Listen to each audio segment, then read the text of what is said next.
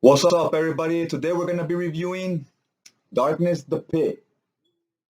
This was written by Top Cow Comics, it says right here on the trade paperback. Now, this trade paperback was released back in 2010. That's when it was printed, but the single issues, I believe, were 2008. I'm not 100% sure. I'll put it in the description down below. So, this is written by Paul Jenkins, decent writer. I like what I have read from his. And the art is by Dale Keown, name's right there. He used to do the artwork on Hulk right after Todd McFarlane jumped off of Hulk and went on to Spider-Man. He was the next artist, and he later left to Image to create this character Pit, which is looks-wise he's similar to the Hulk, but story-wise and personality-wise he's completely different. Okay, so this story is a 3-issue miniseries. Starts off with Estacado, aka the Darkness. He's eating at this restaurant. Bullets start flying everywhere, and he thinks he's a mobster, so this is typical in his life, right?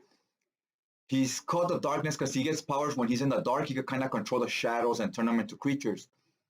So he reaches for his piece, and he sees that everybody's like zombified, right? They're kind of like zombie vampire things. So he runs. So he realizes these aren't normal humans, right? So he runs to the dark where he can use his powers. You see him here being pretty scared. Like you don't see that too often from him because he usually has the upper hand, right? And here he's scared because he doesn't know what these things are. But now when he's in the dark, you see how his powers work. He creates these creatures and he's fighting back, defending himself. So so it starts off with a bang. We're like, what the hell is going on, right? Then we cut to another scene and we get introduced to the pit. You just see him destroying these creatures. We call them the infected. They're aliens. So he's just smashing on them. Then we jump into the next panel and we see his sidekick is a little boy.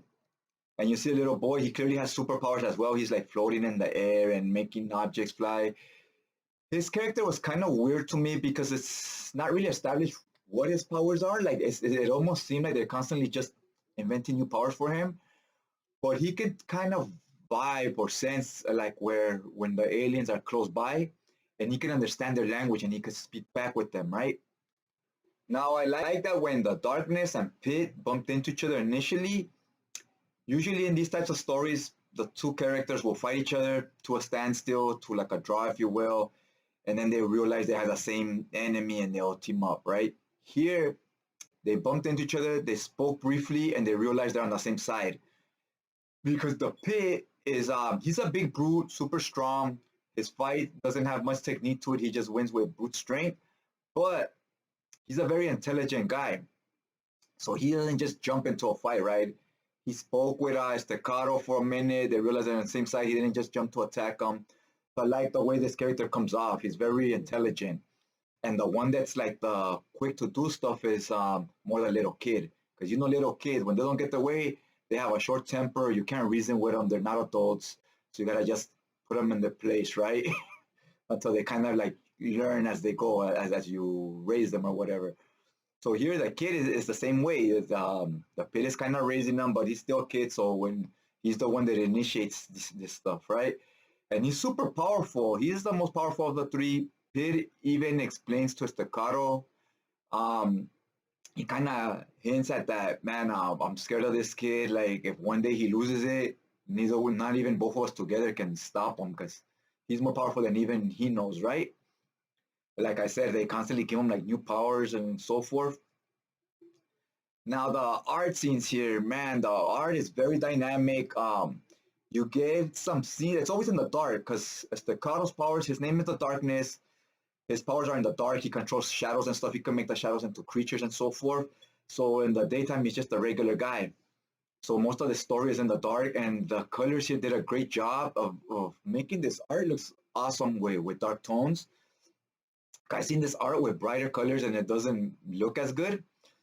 And there's this scene here where you see the Pit bumping into one of these zombies, and this creature's huge, way bigger than the Pit, and it shows the Pit's brute strength. He just takes them out with one swing. That was pretty awesome. And also these infected, they start off where they just all look like humans, like zombies, right? But human bodies. The closer they get to this hive, the bigger the creatures become, the more different types of animals you get, because there's different creatures. They're much like an alien, the xenomorphs. That's what these are. They kind of morph. Then you have like bigger, badder creatures, right? So it started off like seeming like a typical by the numbers type of zombie story. Then it turns into something a little more fun, more action. And then we get to see a scene with this kid, like how badass he is, because he bumps into one of the main ones, and these guys can't take him. Staccato can't take him. He's not powerful enough. So this kid shows up. It's kind of like the writer artist showing you how much more powerful he is than Staccato. A guy that Staccato's having problems dealing with, that he'll clearly lose this fight. This kid takes care of him rather easily, and the artwork does a great job of making him look very menacing. This little kid. All right, so the main villain, he starts off looking almost like just Nostradamus. That's what he reminded me of. But as they get closer to later, he changes almost to like the alien queen. And the little kid is explaining to Staccato, we have to communicate with the queen bee. Now there's a scene here when he says that Staccato, this might be cringy to some people or offensive. So it just depends on your tolerance level, how easily you get offended, because it's meant to be kind of comedic and it's meant to show that Staccato's not an upstanding citizen. Like he's a hero, but he's not perfect, right? So when he calls him a queen bee, Staccato says, "Oh, you mean he's a homo?" He goes, "Oh, hell no." He goes, "I knew these aliens have been coming to our planet, shoving things up people's butts. Now you got all kinds of humans all confused and shit." So when he makes this comment, the play immediately as the father figure to the little boy lets him know, don't listen to this guy. He's clearly a homophobe and probably a racist, wouldn't doubt it. So he's not a role model, right? So he points that out to him, and there's maybe once or twice where they make off-color jokes, if you will, like where maybe they're not for everybody. This is a character that 90s, and this art and so forth doesn't look like 90s art. It's probably like mid 2000s, but it has that type of dialogue, right? But for the most part, the dialogue is more modern. So, like I said, you might want to stay away from this little miniseries if that type of stuff offends you. But all in all, I thought it was very well done. It's all for it feels more current than it does 90s or 80s. Yeah, so that brings us to the end of this video. Hopefully, if you like the video, go ahead and hit that like button. If you want to see more of the same, go ahead and hit that subscribe button. You ain't already subscribed. It helps out the channel and it will help update you when my new video drops. Now, what did I think of the video of the story myself? I really enjoyed the art. This Del Keown art and the colors they used here, it was a perfect team up for a horror type book. I would love to see like a Freddy Krueger with this type of art, with this art team. And the writing was solid, the dialogue and so forth, but the plot was fairly by the numbers. It's standard. If you read one zombie story, this is not gonna really stand out, or an alien invasion, it's not gonna really stand out from the rest. It wasn't bad. It just wasn't anything spectacular. It was average.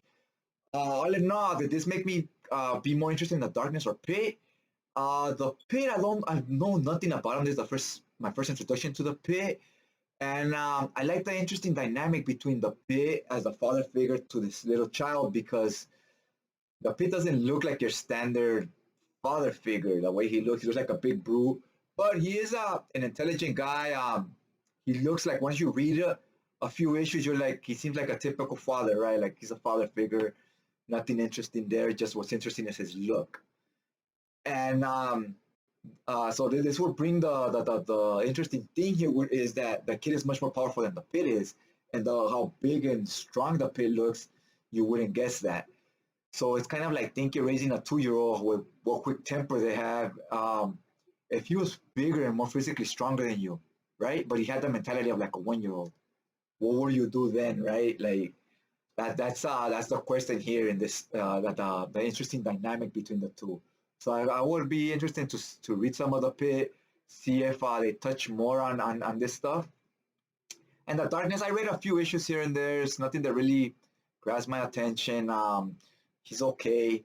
You get enough information of each character. You get to know them just enough to make an intelligent decision if you want to pursue one or the other, right? The titles. All right, guys. Other than that, I'd like to thank you guys for taking some time out of your day to check out this video, and I'll just check you guys out next time.